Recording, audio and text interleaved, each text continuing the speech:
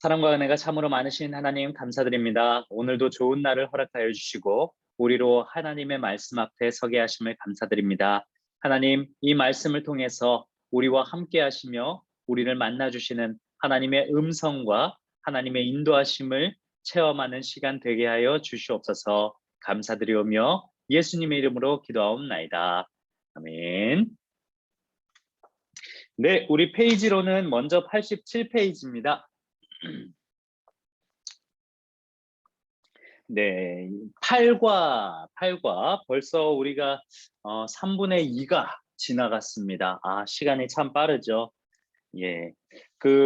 이웃 사랑에 대한 계명 밑에 말씀 보시면 마가복음 12장 31절, 둘째는 이것이니 내 이웃을 내 자신과 같이 사랑하라 하신 것이라, 이보다 더 큰 계명이 없느니라. 지난주에도 말씀드렸다시피 하나님께서 우리들에게 율법을 주신 이유는 그것이 우리에게 올무가 되어서 우리에게 부담으로만 다가오는 것이 아니라 우리 인류를 사랑하셔서 우리들이 다 조화롭게 살아가도록 만든 장치가 율법이다라고 말씀드렸죠. 그 중에서도 하나님이 우선이 되는 이유는 무엇입니까? 우리가 하나님이 아닌 다른 것을 쫓아갔다간 그것은 우리를 반드시 노예로 만들어버린다 말씀드렸습니다. 오직 하나님만이 우리를 자유롭게 하시고 부모가 자식에게 대가 없는 사랑을 주듯 하나님만이 우리에게 대가 없는 사랑을 주십니다. 그 이외의 다른 모든 것들은 우리에게 결과적으로 대가를 요구하게 됩니다. 그렇기 때문에 우리는 하나님을 가장 우선순위 섬기고, 그리고 그 하나님으로부터 받은 사랑을 우리의 이웃들에게 또 섬겨 주어야 된다라고 하는 것이죠. 특별히 이 계명을 보면은 10계명 중에 하나님께서 주신 계명이라고 하기엔 하나님보다 이웃과에 대한 계명이 더 많다는 것이죠. 자, 1계명부터 4계명은 다 하나님에 관련된 계명이지만 5계명 부모를 공경하라, 그다음 6계명 살인하지 말라, 간음하지 말라, 도둑질하지 말라, 내 이웃에 대하여 거짓 증거하지 말라, 그리고 내 이웃의 것을 탐내지 말라. 이렇게 6가지는 다 가장 기초가 되는 사회의 기초 단위인 가족부터 시작해서 점차 그 범위가 확장되어 간다는 것입니다. 이것을 보아서도 알 수 있듯이 하나님은 하나님과의 관계도 매우 중요하지만 그뿐 아니라 이웃과 관계를 잘 맺는 것도 정말 중요하다라고 하나님께서는 말씀하시는 것을 우리가 알 수 있게 되죠. 자, 우리 88페이지 한번 보겠습니다. 자, 성경 본문은 출애굽기 20장 12절에서 17절인데요. 우리 한번 읽어볼까요? 길지 않으니까 출애굽기 20장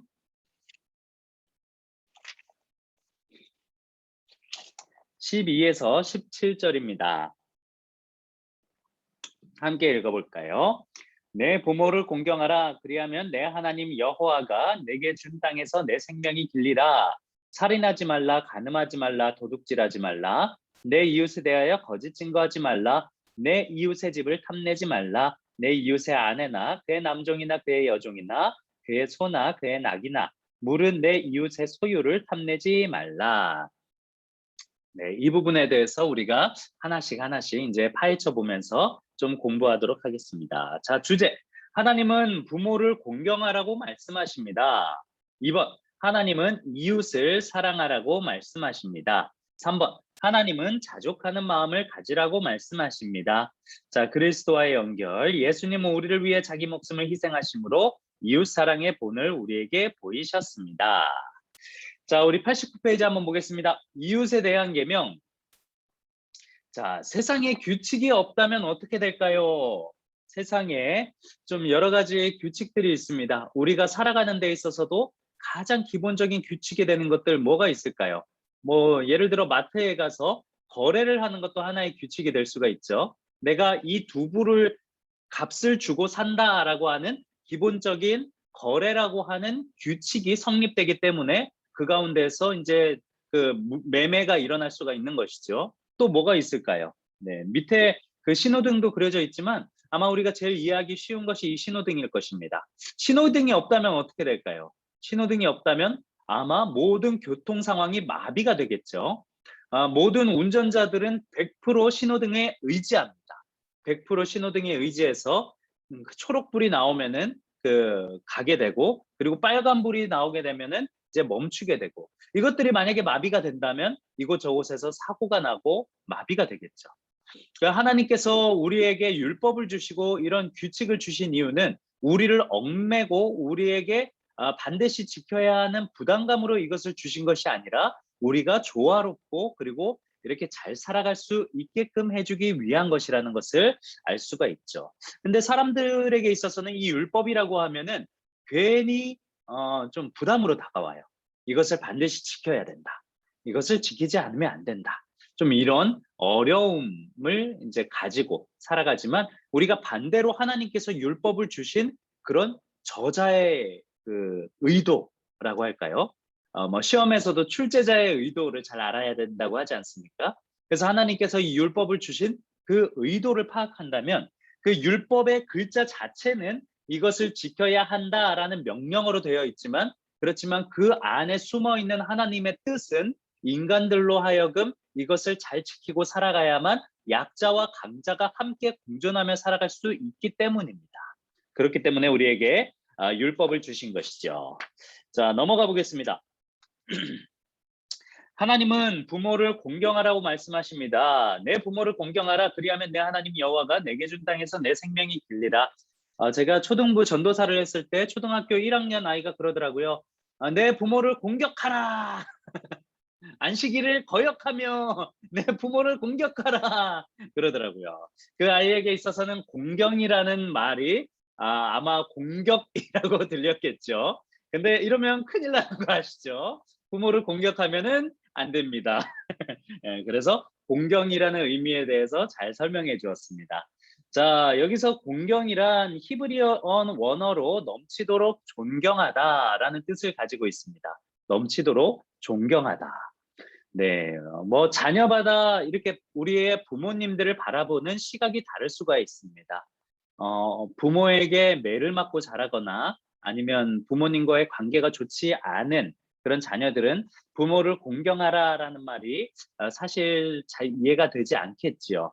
그것은 사실 어떻게 보면 부모의 잘못입니다. 부모가 자녀를 사랑으로 대해주고 그리고 혼을 낸다고 해도 그것이 이제 사랑이 담긴 혼이라고 이렇게 느껴진다면 그것은 자녀는 다 알지요. 예. 그런데 그것이 아니라 부모의 이런 표현을 쓰더라고요. 감정받지. 내가 화난 거를 자녀에게 풀거나 아니면 내가 어디서 화가 난 거를 자녀에게 이렇게 좀 화를 내거나 그런 자녀를 우리의 감정받이 정도로 이렇게 대한다면 자녀들은 부모를 향한 마음이 아무래도 좋지는 않겠죠. 그런데 이제 부모의 사랑을 반면에 많이 받고 자란 자녀들은 부모를 공경하라라는 말이 이제 당연한 도리처럼 이렇게 여겨질 것입니다. 그런데 이것은 하나님께서 우리에게 자녀를 주신 그런 이유와 그리고 자녀를 우리에게 주신 것은 우리의 소유물이 아니라 하나님께서 하나님이 주신 생명을 정말 잘 길러라 라고 하는 뜻으로 받아들인다면 우리의 자녀를 하나님께서 우리를 사랑하시듯이 그렇게 사랑으로 잘 길러야 하는 것이 부모의 도리가 아닌가 싶습니다. 네. 그래서 그렇게 우리가 자녀들을 잘 양육하고 그런다면 우리의 자녀들은 우리의 부모님들을 다 공경하게 되겠죠. 자, 밑에 별표 보겠습니다. 하나님께서는 이웃에 대한 첫 계명 중 첫 번째로 가정과 관련된 계명을 주셨습니다. 가정에서 특별히 부모와 자녀와의 관계에 대하여 말씀하십니다. 하나님께서는 자녀들에게 부모를 공경하라고 말씀하십니다. 공경. 이것이 아마 이제 하나님을 향한 공경을 배우는 그런 과정도 되지 않나 싶습니다. 하나님의 사랑을 알면서 우리를 향한 부모님의 사랑도 알게 되는 그런 같이 이렇게 엮여져 있는 것이죠. 자, 우리의 공경의 대상은 오직 하나님뿐이지만 하나님은 우리에게 부모도 공경하기를 원하십니다. 우리에게 부모도 공경하기를 원하십니다. 하나님의 아들이었던 예수님께서도 자신의 부모에게 순종하셨으며 그 권위를 존중하셨습니다. 자, 우리 요한복음 19장 자, 26절에서 27절을 한번 찾아볼까요? 우리 예수님은 사실 그 12살 때 그 성전에 올라가면서부터 자신이 하나님의 아들이라는 정체성을 가지고 계셨는데요. 내가 내 아버지의 집에 거하는 것이 마땅하지 아니합니까? 하면서 그의 육신의 부모인 요셉과 마리아에게 이야기를 합니다. 그런데 그렇지만 예수님은 육신의 부모인 그런 마리아도 존중했다는 것을 여기서 알 수가 있는데요. 예수께서 자기의 어머니와 사랑하시는 제자가 곁에 서 있는 것을 보시고 자기 어머니에게 말씀하시되 여자여 보소서 아들이니이다 하시고 또 그 제자에게 이르시되 보라 내 어머니라 하신데 그때부터 그 제자가 자기 집에 모시니라. 자, 이 장면은 예수님께서 십자가에 달려서 이제 돌아가시기 전에 어머니 마리아와 그리고 제자 요한, 여기서 나와 있는 제자란 이 요한복음을 쓴 제자입니다. 요한인데요. 그 둘이 같이 있는 것을 보고 요한에게 어머니를 의탁하는 그런 장면입니다. 예수님께서는 이 돌아가시는 순간조차도 어머니가 걱정되어서 요한에게 어머니를 의탁하는 것을 볼 수가 있죠. 그렇게 예수님조차도 이렇게 육신된 부모에게 공경하는 마음으로 잘 대하셨던 것처럼 우리도 우리의 부모님에게 그렇게 공경하는 마음으로 잘 대해야 된다라는 것이죠. 자, 부모를 공경하는 방법은 무엇일까요? 부모님을 어떻게 공경하고 계시나요? 네, 아마 우리가 다 이렇게 부모님을 공경하는 방법은 아마 각각 다를 것 같습니다. 어떤 분은 뭐 연락을 자주 하신다든가, 어떤 분은 자주 찾아뵙는다든가, 어떤 분은 또 이제 선물을 보내드린다든가, 뭐 이런 여러 가지 방법이 있을 것 같아요. 네, 여러분들은 이제 이 중에 계신 분들 중에서는 이제 부모님께서 소천하신 분도 아마 계실 것이고 한데, 그런 경우에는 우리의 자녀가 나를 어떻게 대해줄 때 기분이 좋은가, 그런 것들을 한번 생각해 보는 것은 어떨까요?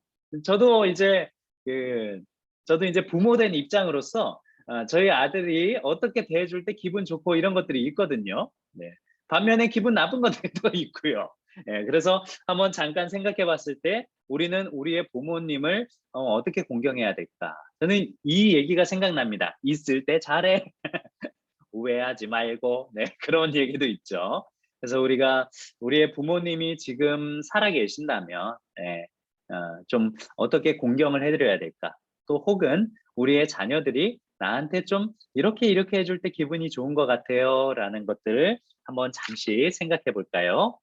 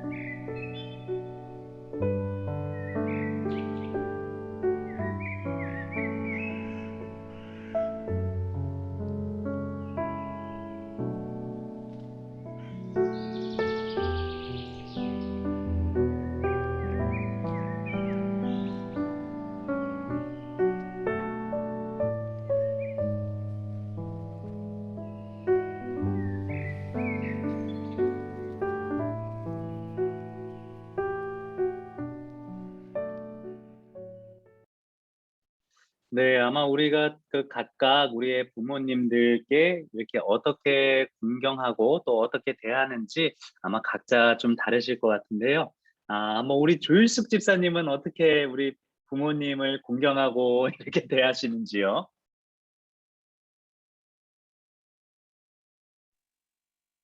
아 저희 인제 친정 부모님은 지방에 계시거든요. 이제 떨어져 계셔 가지고 이제 전화 통화를 좀 자주 하는 편이긴 해요.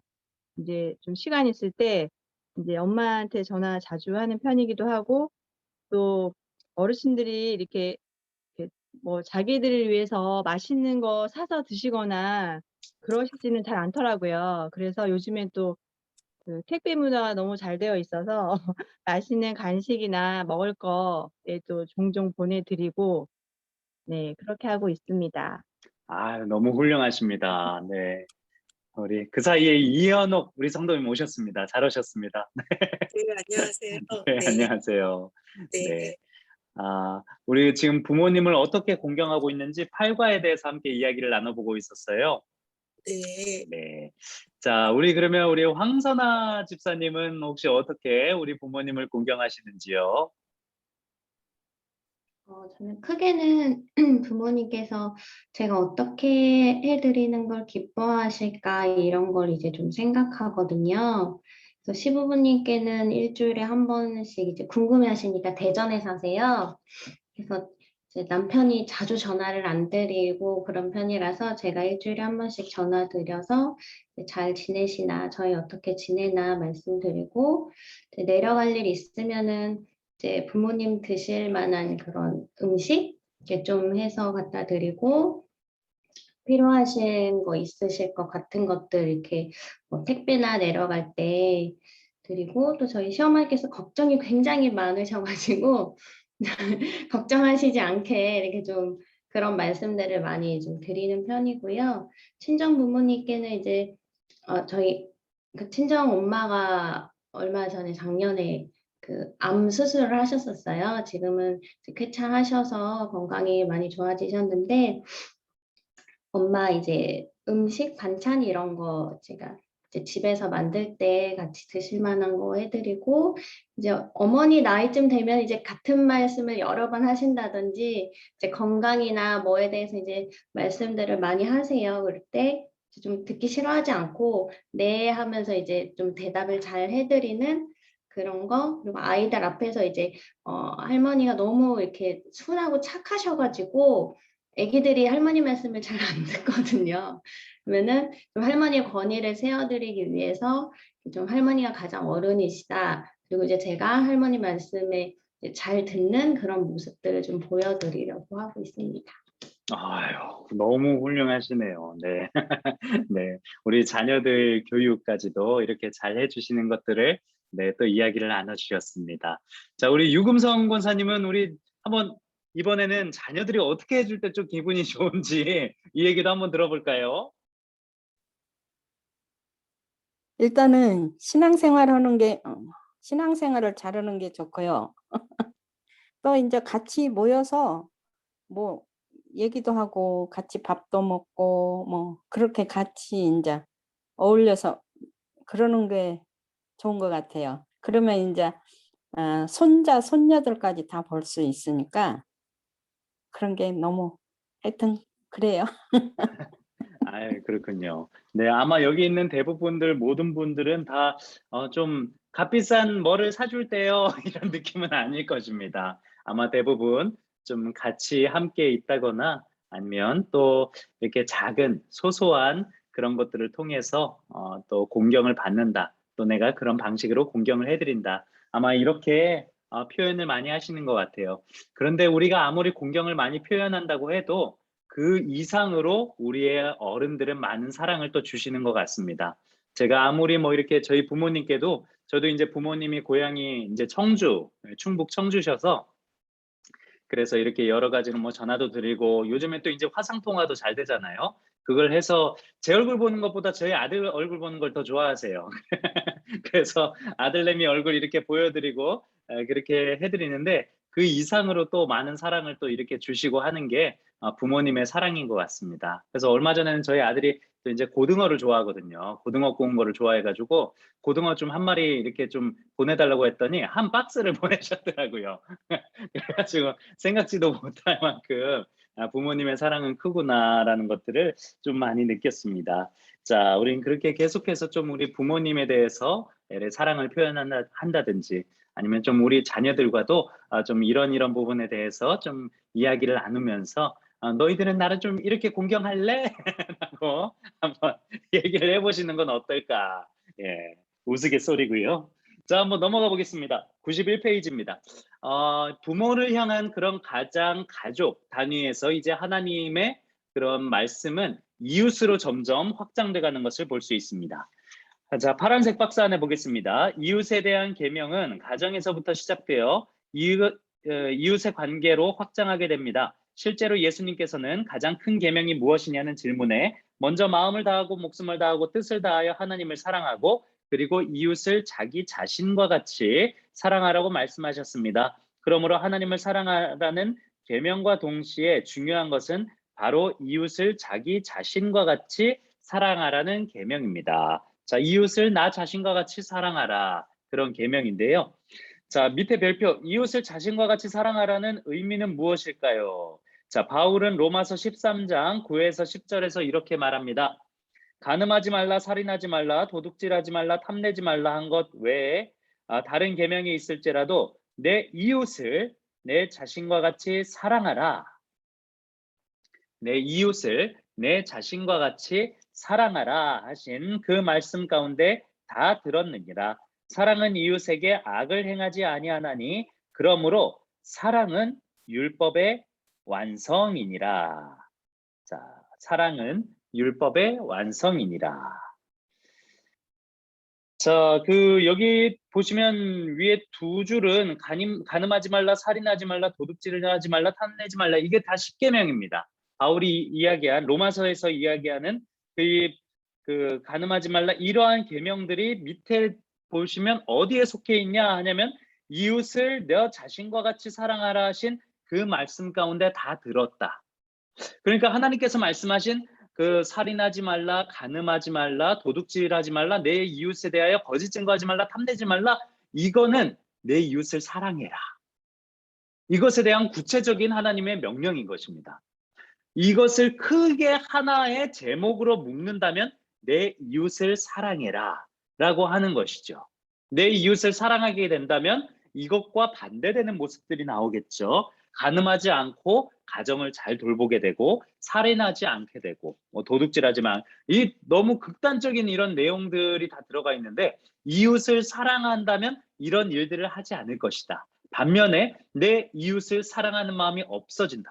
내 이웃을 미워하게 된다. 내 이웃을 정말 싫어하게 된다. 그렇게 되면은 이러한 범죄의 형태들이 나오게 된다라는 것이죠.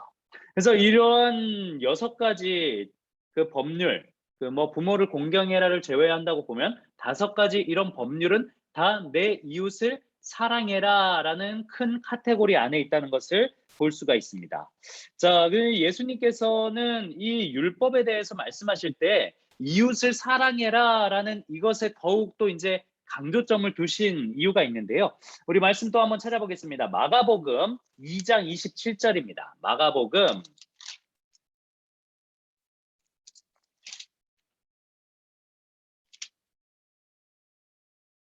마가복음 2장 27절. 자, 다 찾으셨죠? 거기부터 한번 보겠습니다. 23절부터 28절까지입니다. 자, 23절부터 28절까지인데요. 자, 우리 한번 문정아 집사님 한번 읽어주실 수 있으실까요? 네, 마가복음 2장 23절부터 28절까지입니다. 네, 음소거 한번 해제해 주시면 감사하겠습니다. 네. 마가복음 2장 23절에서 28절 말씀. 안식일에 예수께서 밀밭 사이로 지나가실새 그의 제자들이 길을 열며 이삭을 자르니 바리새인들이 예수께 말하되 보시오 저들이 어찌하여 안식일에 하지 못할 일을 하나이까. 예수께서 이르시되 다윗이 자기와 및 함께한 자들이 먹을 것이 없어 시장할 때에 한 일을 잊지 못하였느냐. 그가 아비아달 대제사장 때에 하나님의 전에 들어가서 제사장 외에는 먹어서는 안 되는 진설병을 먹고 함께한 자들에게도 주지 아니하였느냐. 또 이르시되 안식일이 사람을 위하여 있는 것이요 사람이 안식일을 위하여 있는 것이 아니니 이러므로 인자는 안식일에도 주인이니라. 아멘. 네, 감사합니다. 여기 나와 있는 말씀은 무엇이냐면 예수님께서 밀밭 사이로 지나가실 때 제자들이 이삭을 잘랐대요. 그런데 여러분들도 아시다시피 안식일에 일하지 말라는 유대인들의 율법이 있습니다. 십계명이 이 안에 포함되어 있다고 그들이 믿기 때문에 그래서 지난주에 말씀드렸죠. 지금도 저쪽 이스라엘에는 안식일을 위한 엘리베이터가 따로 있다고. 그날에는 엘리베이터가 자동으로 한 층 한 층 자동으로 이렇게 버튼을 누르는 것조차 일로 여겨지기 때문에 그렇기 때문에 그런 것도 있고 또 LR 항공사라는 곳에서는 안식일에는 기체를 띄우지 않는다. 그런 것도 있고요. 그렇기 때문에 이제 누구보다 율법을 잘 지켜야 하는 예수와 예수의 제자들이 그것을 어기다니 하면서 바리새인들이 이제 그것을 책잡으려 한 것이죠. 이때 예수님께서 누구를 이제 예로 드셨냐면 다윗을 예로 드셨습니다. 이 당시 다윗의 어떤 상황이었냐면 여기에 나와 있는 예시의 상황은 다윗이 사울 왕에게 쫓겨다니던 때였어요. 그래서 쫓겨다니니까 얼마나 배가 고프고 먹을 것도 없고 자기를 따라온 사람들을 이렇게 좀 밥도 먹이고 해야 되는데 쫓겨다니는 신세니까 그렇게 하지 못한 것이죠. 그래서 그 당시에 대제사장이었던 아비아달에게 갑니다. 그래서 그 제사장 외에는 먹지 못하는 진설병, 즉 떡이라고 생각하시면 될 것 같아요. 그거를 다윗이 먹어버립니다. 제사장 외에는 먹어버리면 안 되는데. 근데 하나님께서 이것을 벌하지 않으시고 또 오늘 예수님께서 또 이것이 정당하다 하신 이유는 율법이 무엇을 위해 있느냐라는 것이죠. 이렇게 다윗이 그 안식일에 또 이제 제사장 외에는 먹어서는 안 될 그것들을 먹었다고 해서 하나님께서 벌하시지 않았던 이유는 그것이 바로 생명을 살리는 일이었기 때문입니다. 예수님께서도 이후에도 안식일에 손 마른 자를 고치시고 또 여러 가지로 이런 율법에 대한 것들을 어기셨죠. 그런데 사실 그것은 어긴 것이 아니라 하나님께서 율법을 주신 인간이 조화롭게 살아가고자 하기 위함이다라는 진심을 예수님께서는 아셨던 것이죠. 그래서 이렇게 율법에 대해서 하나님의 뜻을 바르게 해석하고 예수님처럼 율법을 올바르게 이렇게 적용하는 그런 분들은 이제 율법을 잘 지킨다고 할 수 있지만 이것이 아니라 율법을 문자 그대로 받아들이고 절대적으로 이것을 지키는 사람들을 율법주의자라고 합니다. 그런 사람들은 나중에 바울을 괴롭게 하기도 하고 또 이제 고린도 교회를 분열시키기도 하고 굉장히 잘못된 모습을 가지고 있죠. 그래서 지금도 이스라엘에 있는 그러한 모든 행태들은 다 율법주의적인 행태들입니다. 우리가 이 문자에만 눈에 박혀가지고 이렇게 절대적으로 해야 돼 이것이 아니라 왜 하나님께서 이렇게 하셨는가, 예수님께서는 왜 이것을 어기셨는가. 여러분 근데 보십시오. 이것을 어긴 게 아닙니다. 28절 보시면 인자는 안식일에도 주인이니라. 예수 그리스도께서 하신 그 모든 행위가 바로 정당하다라는 것이죠. 예수님께서는 이웃을 살리고 이웃에게 행하는 그런 선한 의도를 위해서 그 모든 것들을 하셨다는 것입니다. 이것은 율법을 어긴 것이 아니라 하나님께서 율법을 주신 본래의 목적을 잘 이행하신 것이죠. 율법은 사랑을 실천하라고 주신 것이지 우리에게 사랑을 막기 위해 주신 것이 아니라는 것입니다. 네. 그래서 그러므로 사랑은 율법의 완성이니라 라고 맨 밑에 줄에도 저희가 적었죠. 사랑이 율법의 완성이래요. 이웃을 배척하고 이웃을 이렇게 율법에 제한을 둬서 이웃을 내가 재단지를 하고 그것이 율법이 아니라 사랑이 율법의 완성이다 라고 말씀을 하시는 것입니다. 자, 이어서 이 이웃사랑에 대해서 계속해서 좀 볼 텐데, 자, 92페이지 한번 보겠습니다. 자, 출애굽기 20장 13절에서 16절, 이제 6에서 9계명까지 살인하지 말라, 간음하지 말라, 도둑질하지 말라, 내 이웃에 대하여 거짓 증거하지 말라. 이 모든 것들이 사랑에 대한 계명 안에 포함되어 있다고 말씀드렸습니다. 자, 6계명 살인하지 말라. 이 계명은 분명하고 간결합니다. 살인이 죄로 정죄되는 이유는 살인을 하게 된 동기와 방식이 하나님 보시기에 합당하지 않기 때문입니다.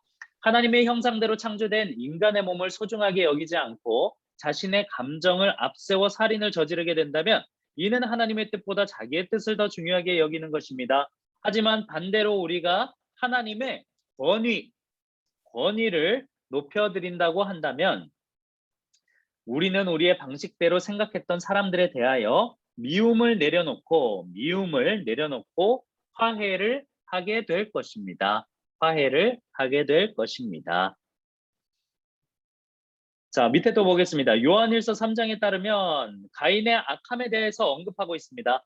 그리고 이어서 말씀하는 내용은 요한일서 3장 15절에 그 형제를 미워하는 자마다 살인하는 자니 라고 말씀하십니다. 미워하는 자마다 살인하는 자니. 가인의 마음 가운데 가득 찼던 동생을 향한 미움과 질투는 곧 살인의 행동으로 이어지게 되었습니다. 이는 우리의 마음 가운데 미움이라는 감정이 생겼다면 이미 살인한 것과 같다는 것입니다. 인간의 마음 가운데 미움이 자리하면 이처럼 다른 사람의 존재를 무가치하게 여기게 되고 이는 곧 살인한 것과 같습니다.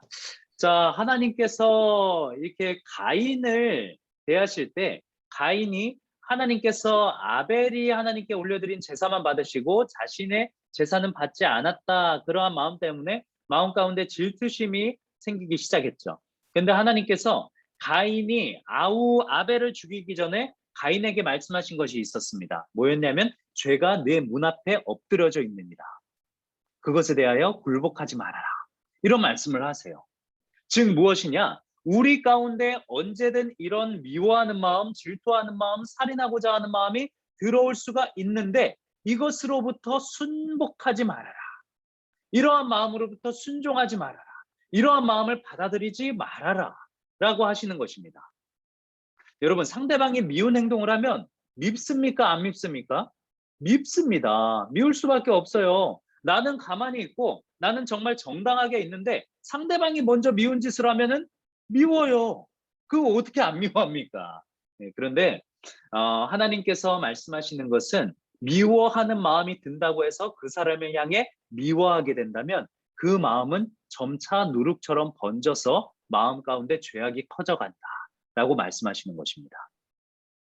가인과 같은 경우가 그랬죠. 동생을 미워하는 마음이 들었지만 그 마음을 잘 다스렸다면 아마 최초의 살인자라는 그런 오명은 얻지 않게 되었을 것 같습니다.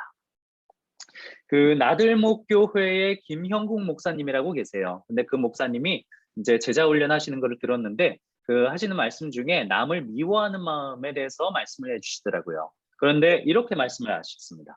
남을 미워한다는 것은 내 마음에 감옥을 만들고 그 사람을 그 안에 가두는 거다. 이렇게 말씀을 하시더라고요. 그러면 여러분, 내 안에 감옥을 만들고 그 사람을 가두어 둔다면 결과적으로 누가 괴롭냐면 내가 괴로워요. 계속 내 마음에 따라다녀요, 그 사람이. 내가 미워하는 사람 제가 한번 말씀드릴게요. 지금 여러분 미워하는 사람 누구입니까? 마음속에 떠오르는 사람 있으신 분 한번 살짝 손들어 볼까요? 마음속에 떠오르는 사람. 다들 천사시군요. 아유, 없으시군요. 할렐루야. 아유, 그렇다면 너무 다행입니다. 마음 가운데 누군가를 미워하는 마음이 든다. 그러면 내 안에 감옥을 만들어 두고 그 사람을 항상 데리고 다니는 것 같다. 그렇게 얘기를 하시더라고요. 그래서 저도 그 말씀 듣고 그것이 맞는 것 같아요. 결과적으로 누가 괴롭냐면 내 마음이 제일 괴롭습니다. 상대방을 미워하는 마음이 들면 처음에는 분노가 들다가 이런 마음이 이성적으로 가라앉잖아요. 그러면 회의감이 들어요. 난 왜 이렇게 사람을 미워하게 되지? 난 왜 이렇게 사람을 싫어하게 되지? 그런 마음이 듭니다. 그래서 여러분들의 마음 가운데 혹여나 누군가 미워하는 마음이 있다. 누군가 정말 싫어하는 마음이 있다. 그거는 곧 누구를 괴롭게 하는 거냐면 우리 자신을 괴롭게 한다는 사실을 기억하셨으면 좋겠습니다. 그리고 여러분들의 마음 가운데서 감옥의 문을 열고 그 사람을 보내주십시오. 그러면 누가 자유롭냐면 우리 자신이 마음이 자유롭게 됩니다. 그러면 이렇게 반문하시는 분이 있어요. 그 사람이 계속 못된 짓만 하고 이건 말도 안 될 정도로 그 사람이 나쁜 짓 하는데 그건 어떻게 합니까? 그래도 그 사람을 미워하지 말아야 합니까? 여러분, 그런 마음은 하나님께 올려보내세요.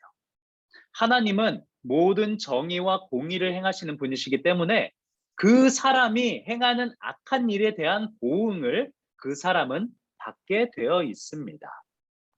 하나님께서는 선한 자의 행실을 기억하시고 악한 자의 길을 반드시 응징하시는 분이십니다. 그렇기 때문에 여러분들 가운데 불법을 행한다거나 여러분들 가운데 정말 누가 봐도 상식적으로 못된 행동을 하는 사람이 있다? 그러면 여러분들이 응징하려 하지 마십시오. 그러면 그 마음 가운데 사단이 주는 미워하는 마음이 틈타서 들어올 수 있습니다. 오히려 그 사람을 아유 그래 불쌍한 인생, 긍휼한 인생, 하나님 저 사람들을 불쌍히 여겨주십시오. 누가 그랬습니까? 예수님이 그러셨습니다. 물론 예수님이 가지신 마음은 그 사람들을 향한 보응의 마음은 아니었지만 자신을 못 박은 사람들에 대한 긍휼과 사랑의 마음이 있었지만 사실 우리는 그것이 됩니까? 잘 안 되지 않습니까? 미워하는 사람을 갑자기 사랑하고 좋아하는 게 됩니까? 안 됩니다. 더군다나 악행을 저지르는 사람을 사랑할 수가 있습니까? 사실 잘 안 됩니다. 그렇지만 그 감정을 내가 가지고 가지 말고 하나님께 올려드리십시오. 하나님께서 알아서 해주십시오. 그러면 하나님께서 알아서 그 사람을 보응하실 것이고 그리고 깨닫게 해주실 것입니다.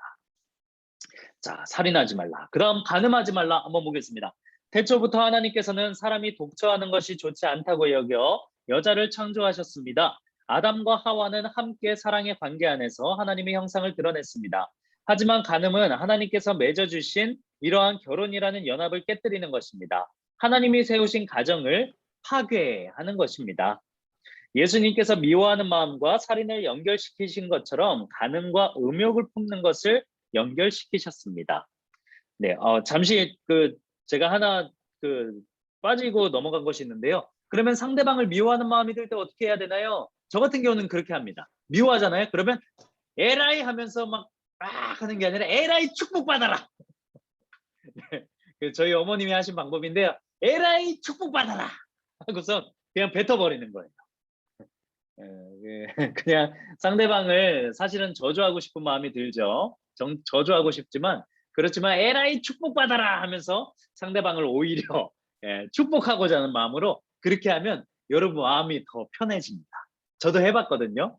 미워하는 사람이 있어가지고 막 처음에는 막 욕할까 하다가 에라이 축복받아라, 많이 먹고 잘 살아라 이렇게 했더니 제가 마음이 오히려 편하더라고요. 네 인생은 네 인생, 내 인생은 내 인생, 니도 축복받고 내도 축복받고 잘 살자 이렇게 마음 먹었더니 그냥 제가 편하더라고요. 그래서 미워하는 마음이 생긴다면 에라이 축복받아라 하고 그냥 복을 선언해 주십시오.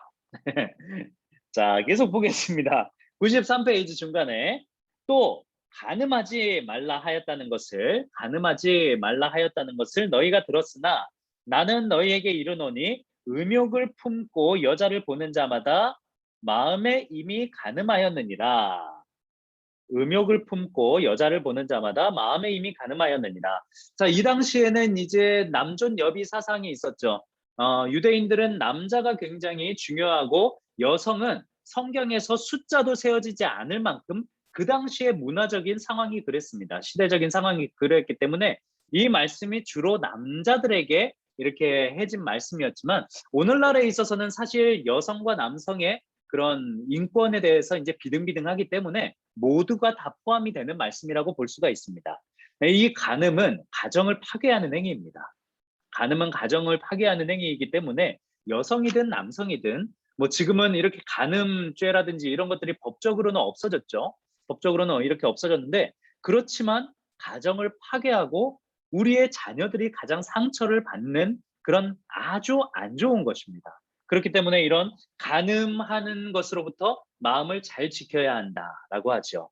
그래서 저도 저희 아내로부터 항상 정신교육을 받는 것은 항상 이거 조심해야 됩니다. 여보, 뭐 차에 뭐 이렇게 옆에 태우지 마시고, 그리고 폐쇄된 공간에 같이 있지 마시고 반드시 오픈된 곳에서 같이 상담을 하십시오. 이런 정신교육을 날마다 받으며 이렇게 살아가고 있습니다.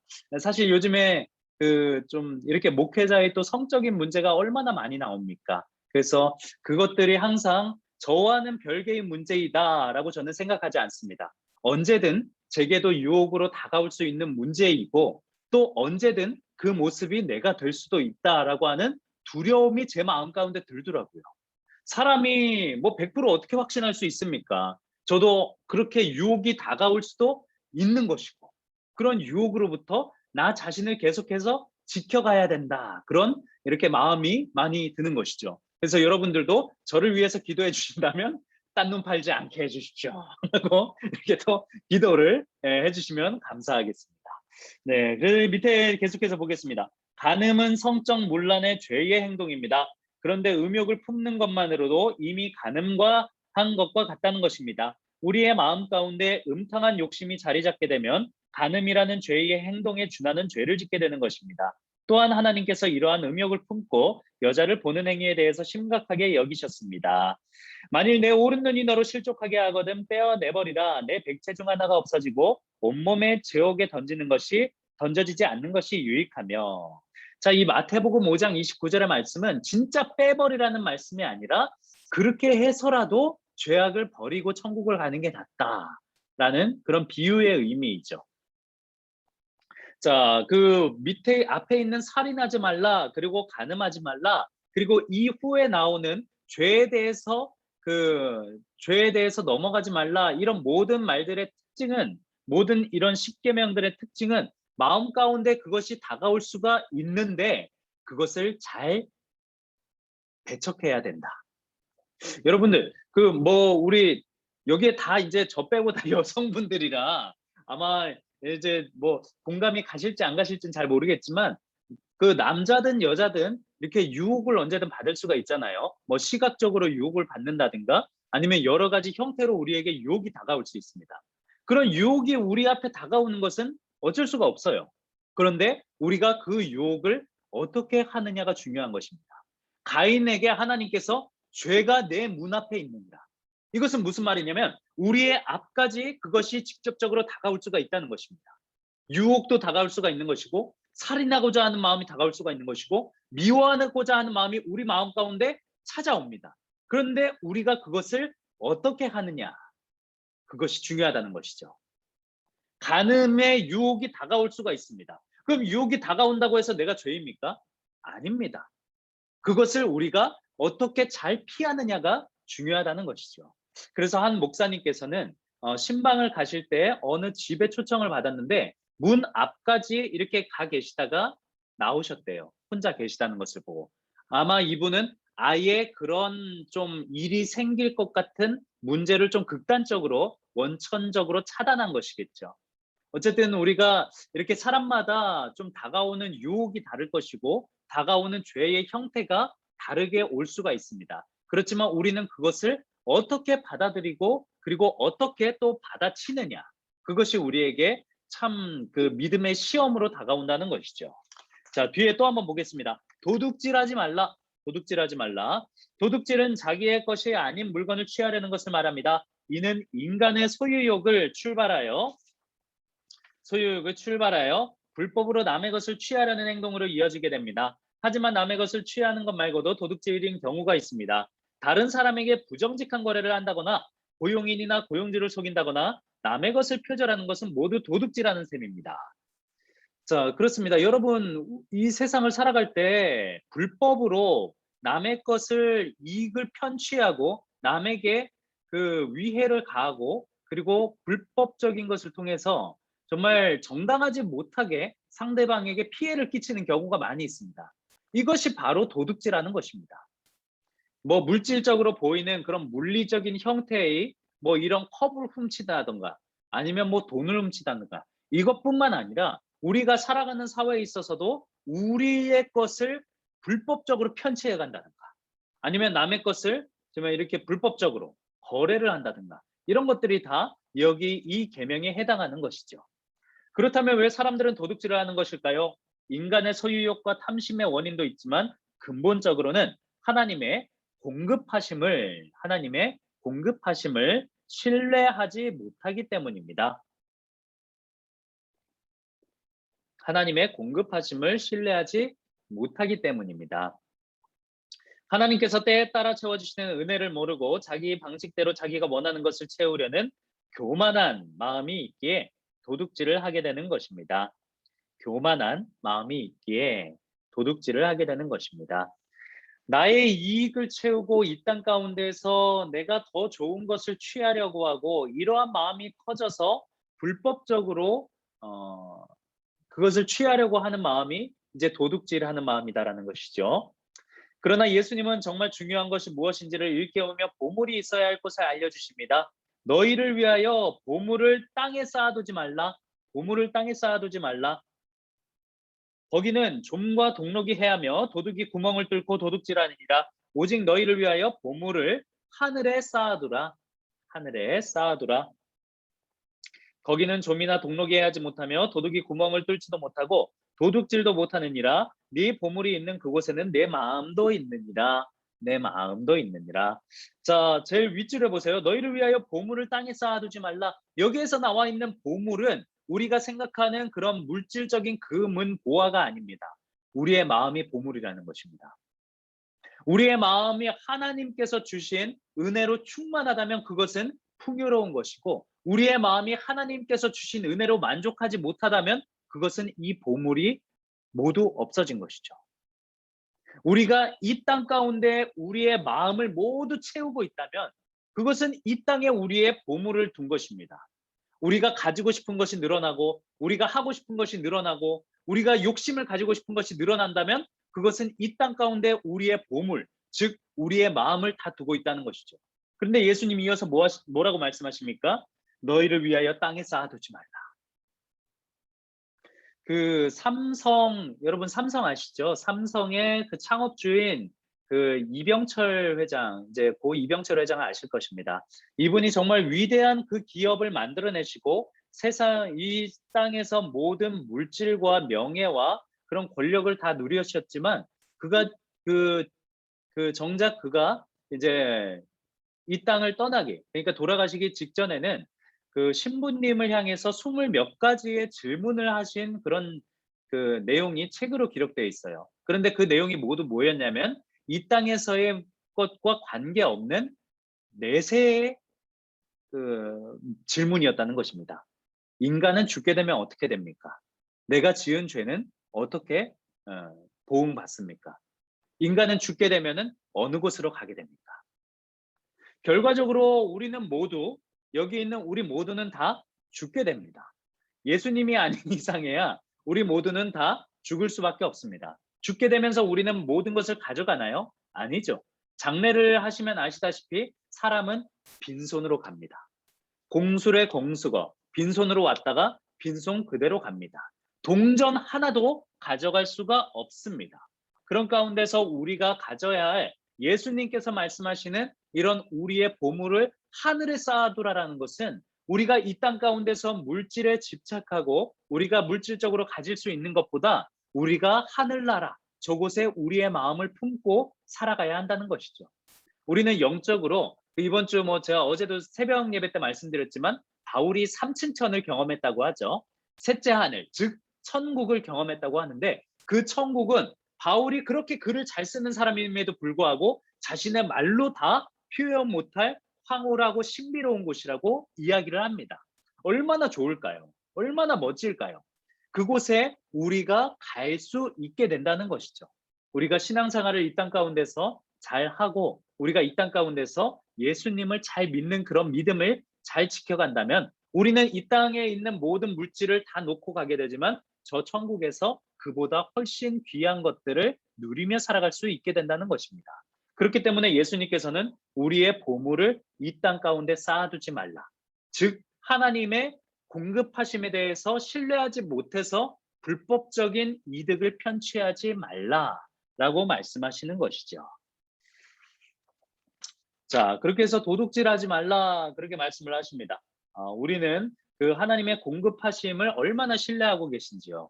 자, 제가 이번 주에 정말 하나님의 공급하심이 대단하다라고 느꼈던 이유가 제가 뭐 여러 번 말씀드렸지만 제 기준에서 부자는 언제든 치킨을 먹고 싶을 때 먹을 수 있는 것이 부자다라고 말씀을 드렸습니다.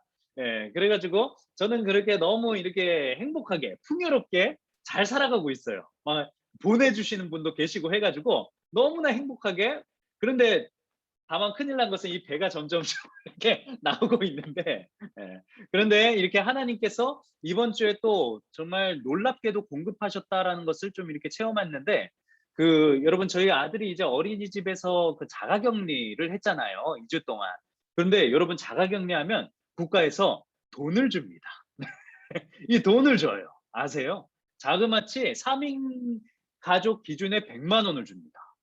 엄청 많이 주죠. 그래서 저는 할렐루야 이렇게 했어요. 예, 그런데 저희 아들이 이제 이빨을 이렇게 닦아주다 보니까 이가 썩어 있는 것을 발견했어요. 그래서 이제 경희대 이제 치과를 갔는데 이빨을 무려 4개를 신경 치료를 해야 된다고 하더라고요. 4살밖에 안 됐는데도 신경 치료를 하나 봐요.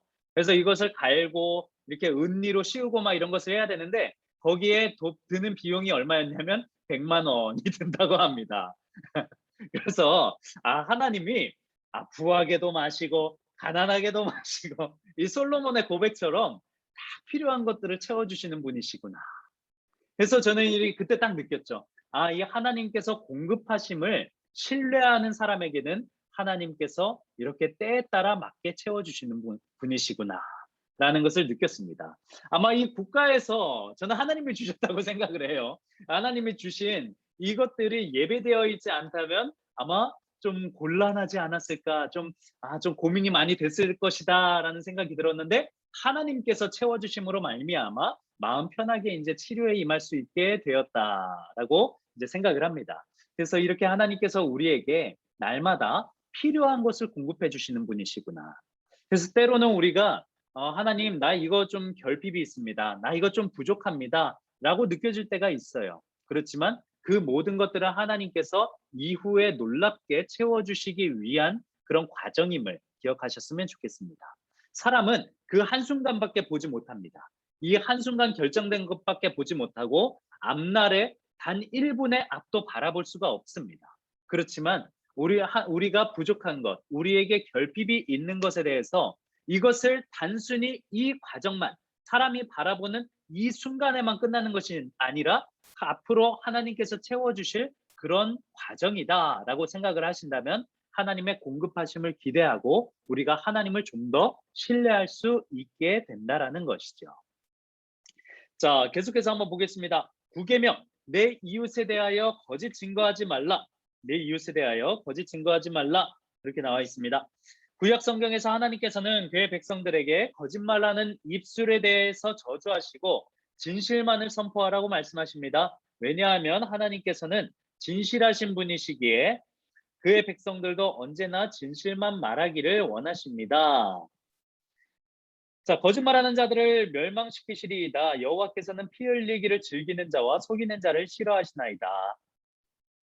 여호와께서 미워하시는 것, 곧 그의 마음에 싫어하시는 것이 67가지이니 곧 교만한 눈과 거짓된 혀와 혀와 무죄한 자의 피를 흘리는 손과 악한 계교를 꾀하는 마음과 빨리 악으로 달려가는 발과 거짓을 말하는 망령된 증인과 및 형제 사이를 이간하는 자이니라. 이러한 것들은 여호와께서 미워하시는 것이래요. 여호와께서 미워하시는 것이라라고 표현을 합니다. 그 단테의 신곡이라는 그런 고전 문학이 있습니다. 거기에서도 보시면 이제 인간이 죄를 지은 것에 대해서 그 단테라는 이 인물이 지옥을 찾아가게 됩니다. 베아트리체가 아니라 갑자기 이름을 까먹었는데 시인 한 명과 함께 지옥을 가게 됩니다. 그런데 그 지옥에는 9가지 형벌이 이렇게 나뉘어져 있어요. 그 가장 밑이 바로 이 배신에 대한 형벌인데 그 가운데에는 이 물질에 대한, 탐욕에 대한, 간음에 대한 이 모든 것들이 그 지옥을 구성하는 그런 모습이라는 것이죠. 이것이 뭐 고전 문학이기는 하지만 아마 지옥에 가면 그러한 그 죄악들로 인해서 지옥에 찾아오는 사람들이 아마 있을 것 같습니다. 탐욕으로 인해서 남의 것들을 이제 좀 빼앗고, 성경에도 분명히 나와 있죠. 거지와 부자 이야기도 나와 있죠. 예, 거지는 이 땅 가운데서 가진 것이 없어서 그렇게 죽게 되었지만 아브라함의 품에 그렇게 가게 되고, 부자는 자신이 가진 것을 나누지 않고 자신만 배불리 살아가다가 결국에는 이제 지옥에 가게 된다. 그러한 내용도 이렇게 신약 성경에 나와 있는 것을 우리가 봐서는 알 수 있다시피, 이러한 형벌들, 이러한 죄악들에 대해서 우리는 반드시 좀 경계를 하고 또 이제 조심해야 하겠다라고 그렇게 생각을 합니다. 자, 내 이웃에 대하여 거짓 증거하지 말라라고 나와 있죠. 밑에 또 보겠습니다. 여호와여, 주의 장막에 머무를 자 누구 오며 주의 성산에 사는 자 누구 오니까 정직하게 행하며 공의를 실천하며 그의 마음에 진실을 말하며 그의 혀로 남을 허물지 아니하고 그의 이웃에게 악을 행하지 아니하며 그의 이웃을 비방하지 아니하며. 여러분 가운데 누가 불법적으로 행한다거나, 여러분 가운데 공의를 행하지 아니하거나, 여러분 가운데 진실을 말하지 아니하거나 그 사람이 있다면 그 사람은 주의 성산에 오르지 못합니다.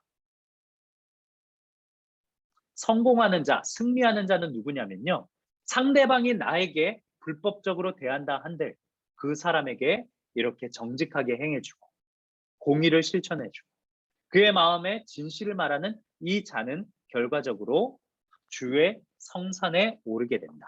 곧 주님이 계신 저 천국에 함께하게 된다는 것입니다. 아마 사람이 모인 곳에는 이렇게 이야기를 많이 합니다. 이야기에 꽃이 많이 피워집니다. 우리 교회에서도 이야기가 많이 돕니다. 예, 사람의 특징이 그런 것 같아요. 좋은 이야기가 있으면 그 이야기를 많이 하면 좋은데, 사람이 3, 4, 5 모이면 남의 험담을 많이 합니다. 뒷담화를 많이 합니다. 네, 그렇죠. 그런 상황 가운데서 여러분 가장 지혜로운 방법은 무엇입니까? 그 자리를 떠나는 것입니다. 남의 험담을 하는 그런 자리가 있다면 그 자리를 떠나십시오. 그 얘기는 누가 듣고 있냐면 하나님이 듣고 계십니다. 남말은 새가 듣고 낱말은 듣고 반말은 하나님이 듣는다. 그래서 남에 대해서 험담을 하는 그런 그 곳이 있다면 그 가운데 미움과 질투가 싹 트고요. 그 가운데 시기심이 싹 트고요. 그 가운데 미워하는 마음이 싹 트고 결과적으로는 분열이 일어나게 됩니다. 그렇기 때문에 우리 교회 공동체 안에는 사람들이 모였기 때문에 그런 사단의 유혹과 그런 사단의 계속되는 마음이 들어올 수밖에 없어요. 우리 사람이기 때문에. 그렇지만 그러한 마음을 하나님의 마음으로 잘 지켜내시고 우리 교회가 하나 될 수 있도록 우리가 서로 도와야 할 것입니다. 그래서 남을 험담하거나 남을 미워하는 말을 하거나 그런다면 에이 축복받아라 하고 그 자리를 그냥 떠나버리십시오. 그것이 가장 지혜롭게 대처하는 방법일 것입니다. 그 이야기는 누가 듣고 계십니까? 하나님이 듣고 계십니다. 자, 우리 마지막, 하나님은 자족하는 마음을 가지라고 말씀하십니다. 자, 출애굽기 20장 17절에 10계명, 내 이웃의 집을 탐내지 말라. 내 이웃의 아내나 그의 남종이나 여종이나 소나 낙이나 물은 내 이웃의 소유를 탐내지 말라.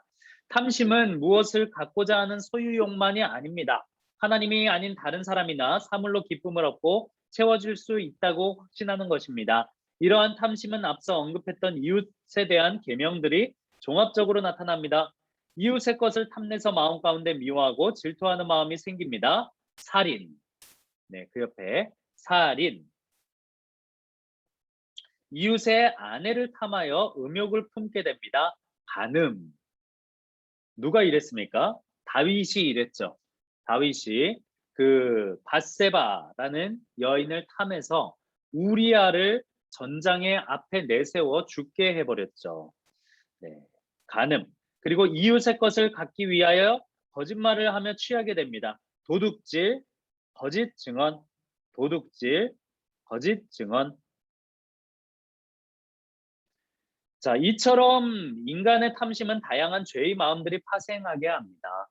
자, 하나님께서는 살인하지 말라, 간음하지 말라, 도둑질하지 말라, 내 이웃의 거짓 증언하지 말라, 그리고 이 모든 것을 포함하는 내 이웃의 것을 탐내지 말라.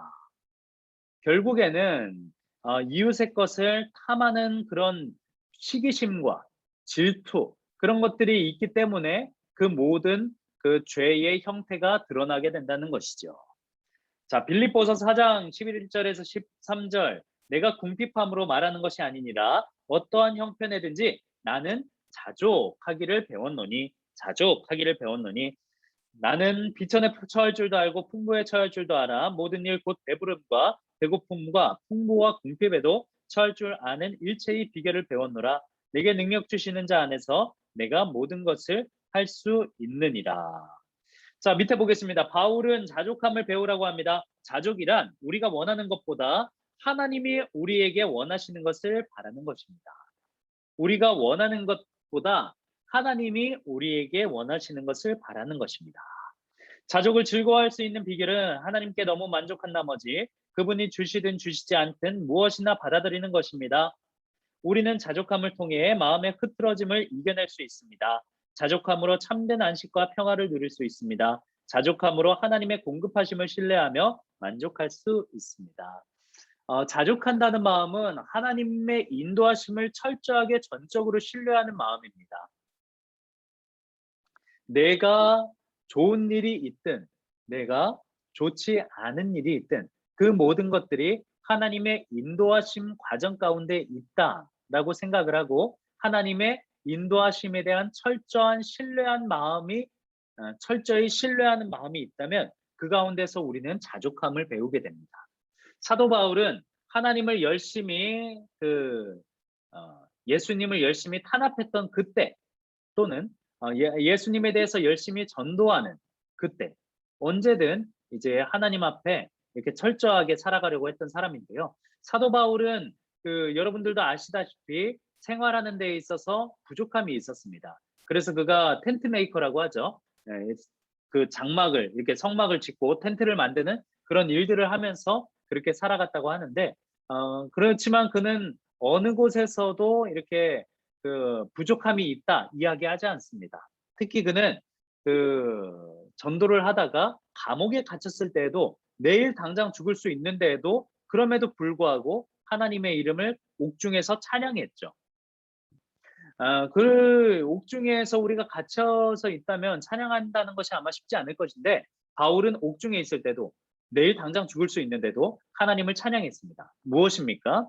하나님께서 나의 생명을 걷어가시면 그것은 여기까지인 것이다. 혹은 하나님께서 나의 생명을, 나의 사명을 더욱더 이어가신다면 그것은 하나님께서 알아서 책임져 주시리다. 다니엘의 세 친구 사드락, 메삭, 아벳느고가 그랬죠. 풀무불에 들어가는 그 과정 가운데서도 그리 아니하실지라도 그런 고백을 하죠. 이 모든 고백이 하나님에 대한 철저한 신뢰가 밑바탕이 되어 있기 때문입니다. 우리의 욕심이 만약에 하나님의 인도하심보다 앞선다면, 우리의 뜻이 하나님보다 앞선다면 나의 뜻대로 나의 인생이 흘러가지 않을 때 하나님을 원망하게 됩니다. 하지만 하나님을 향한 철저한 신뢰가 있게 된다면 그때는 하나님께서 나의 길을 꽃길로 인도하시든 나의 길을 때론 가시밭길로 인도하시든 그 과정의 끝에는 하나님의 인도하심의 그런 마지막 종착지가 있다는 믿음을 가지고 하나님을 철저하게 신뢰할 수 있게 되지요. 그렇기 때문에 우리가 이 땅에서 살아갈 동안에 만족하지 못할 일이 있습니다. 불만이 드는 일이 있을 수가 있습니다. 나의 생각과 나의 계획과 반대되는 대로 그렇게 인생이 흘러갈 수도 있습니다. 그렇지만 그것은 그것으로 마침이 아니라 하나님께서 공의와 정의를 실행하시고 나의 길을 옳은 길로 인도하시기 위한 과정 가운데 있다는 자족하는 마음을 우리가 배우셨으면 좋겠습니다. 그렇게 자족하는 마음이 들 때 결국에는 누가 행복해지냐면 내가 행복해집니다. 결국엔 나의 마음 가운데 불안함이 없어지고 결국엔 나의 마음 가운데 시기 질투가 없어지고 결국에 나의 마음 가운데 상대방을 향한 그런 불만과 미워하는 마음이 없어진다는 것입니다. 하나님께서 알아서 해주실 것이기 때문에, 하나님께서 인도해 주실 것이기 때문에. 물론 이것들이 이 강의를 듣는다고 해서 단번에 되진 않습니다. 그러면 우리가 예수님이죠. 되진 않습니다. 하지만 그렇게 되도록 우리가 날마다 믿음의 씨름을 해야 한다는 것이죠. 살인하는 마음, 미워하는 마음, 간음하는 마음, 탐내는 마음, 그것이 우리의 문 앞까지 날마다 찾아옵니다. 그렇지만 우리는 이것에 대하여 대응하고 날마다 싸우고 하나님 앞에 기도로 씨름을 해서 이겨내야 한다는 것입니다. 이것에 굴복하지 않고 이겨내야 하는 것이죠. 자, 나의 삶에 대한 만족도는 10점 만점에 몇 점인가요? 자, 우리의 삶의 만족도. 요즘에 우리가 살아가는 삶은 어떠십니까? 10점 만점에 몇 점 정도 되시는지 한번 생각해 볼까요? 내가 이전에 이런 하나님에 대한 자족하는 마음이 없었던 때에는 몇 점 정도였고, 또 이제 내가 하나님을 향한 자족하는 마음을 배우길 원합니다. 그것이 아직 완성되지는 않았지만 배우길 원합니다. 그렇게 생각했을 때 나의 삶의 만족도는 몇 점 정도 될까요? 우리 한번 잠시 적어 볼까요?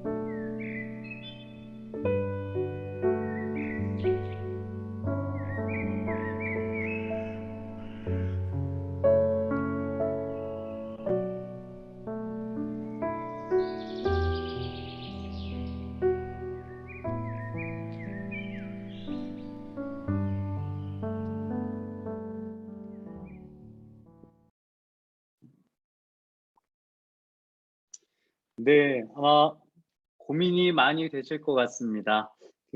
뭐 1점이라고 하시는 분은 없으면 좋을 것 같아요. 네, 아마 우리가 살아가는 데 있어서 아마 사람의 마음의 무게와 그리고 깊이는 다 다르기 때문에 분야에 따라서 좀 만족도가 좀 다를 수도 있겠지만 오늘 하나님께서 우리에게 자족하는 마음을 주신 것에 대해 우리가 하나님의 자족하는 마음을 또 배우고 그리고 그로 인해 하나님과의 관계에 있어서는 적어도 10점이 되는 여러분들 되셨으면 좋겠습니다.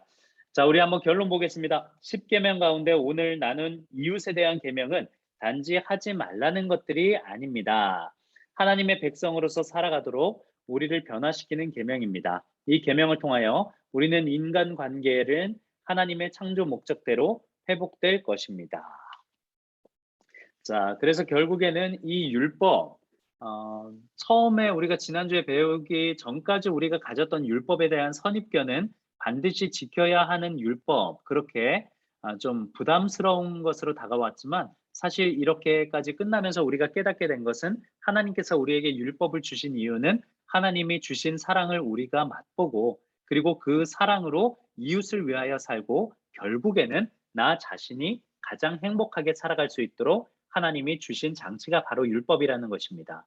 그래서 율법의 구약 성경에도 나와 있는 그런 율법의 총 613가지의 그런 기능이 오늘날에 있어서는 뭐 우리와는 조금 거리가 멀 수 있겠죠. 뭐 그 피를 먹지 말라, 뭐 돼지고기 먹지 말라, 뭐 선지해장국 드시는 분 있지 않습니까? 저도 선지해장국 좋아하는데 그런 것들이 하지 말라 이런 계명이 아니라 그 당시 시대적인 상황과 그리고 배경과 연결되어서 우리가 봐야 하기 때문이고, 오늘날에 있어서 이 율법의 기능은 우리가 그 모든 것들을 지킬 수가 없다는 그런 연약한 존재임을 인정하고 하나님께로 기대게 만드는, 결과적으로 하나님과의 관계를 이렇게 가까이 맺게 해주는 것이 율법의 기능. 예수님께서 말씀하시는 사랑은 율법의 완성입니다.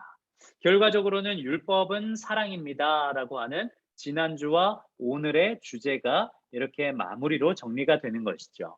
그래서 우리가 앞으로 율법을 생각할 때 율법이 정말 부담스러운 것이구나, 율법은 절대적으로 하면 안 된, 이렇게 지켜야 하는 것이구나, 그것이 아니라 율법을 주신 하나님의 그런 마음이 우리가 이해해봐야 한다는 것입니다. 자, 98페이지 보겠습니다. 말씀대로 살아가기. 뭐 택배기사님, 경비 아저씨를 위해 비대면 음료수 선물 전달, 뭐 이렇게 단편적으로 나와 있지만 우리가 우리의 주변에 눈에 띄는 그런 챙겨드리고 싶은 분들이 있잖아요. 생각나시는 분들에게 뭐 이렇게 뭐 가능하신 분은 카카오톡을 통해서 뭐 기프티콘을 이렇게 전달하신다거나, 아니면 눈에 보이시는 분에게 갑자기 이렇게 뭔가를 사드린다거나.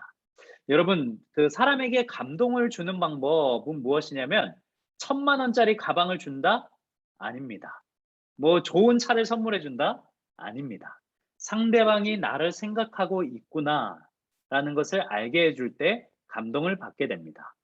이 사람이 나에 대해서 절대 이렇게 생각하지 못하고 있을 것 같은데 갑자기 한번 연락해 보세요.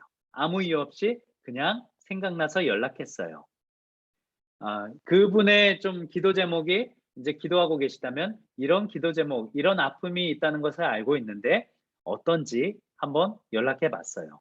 그렇게 했을 때 상대방은 감동을 받게 된다는 것이죠. 그래서 우리 주변에 우리의 가족이나 아니면 우리의 뭐 부모님이라든지 아니면 우리의 구역 식구라든지 아니면 우리의 형제자매나 친구에게 갑자기 이렇게 뭔가 아주 작은 것이라도 이렇게 하나 보내면서 생각나서 오다 주었다 이런 식으로 좀 이렇게 갑자기 이렇게 주신다면 좀 이 사람이 나를 생각하고 있구나, 그런 마음을 얻게 될 것 같습니다. 자, 말씀대로 실천하기. 우리 동네 청소 특공대, 동네의 지저분한 곳을 가족과 함께 가서 청소하기. 뭐 이렇듯 우리가 여러 가지로 이렇게 선한 일들을 좀 행하는 그런 한 주가 되었으면 좋겠습니다. 이웃사랑에 대한 계명, 이웃에 대한 계명은 우리를 강건하게 만듭니다. 마무리하면서 드릴 말씀은 결과적으로 이러한 율법은 하나님께서 우리와 관계를 가까이 하고 또 우리를 이 땅 가운데서 행복하게 살아가기 위해 우리에게 주신 것이라는 것, 우리를 절대적으로 묶고 그리고 강압적으로 만드시기 위해 우리에게 주신 것이 아니라는 것을 우리가 기억하면 좋겠습니다.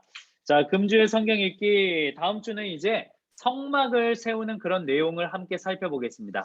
이제 10계명을 지나서 하나님의 그런 10계명이 거할 그런 성막, 하나님의 법궤가 거할 성막을 어떤 과정 가운데 세워가는지, 101페이지 보면 저도 절대적으로 살고 싶지만 아마 이 한평생 살 수 없을 것 같은 그런 멋진 집이 이렇게 그려져 있는데요.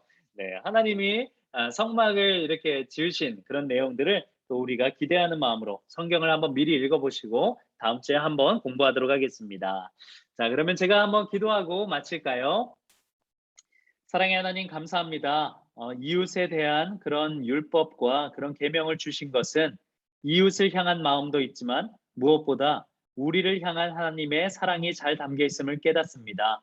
살인하지 말라, 간음하지 말라, 도둑질하지 말라, 그 이외의 여러 가지 율법이 우리의 마음을 잘 지키고 우리가 이 땅 가운데서 하나님이 주신 평강을 누리길 위하시는 그런 하나님의 마음이 있다는 것을 깨닫습니다. 하나님, 우리로 하여금 이 땅 가운데서 하나님이 주신 그런 율법을 잘 누리고 살아갈 수 있도록 인도하여 주시옵고, 또한 우리의 마음 가운데 자족하는 마음이 무엇인지 그 진리를 깨달아서 하나님 마음 가운데 늘 하나님이 주신 평강으로 하루하루를 살아낼 수 있도록 인도하여 주시옵소서.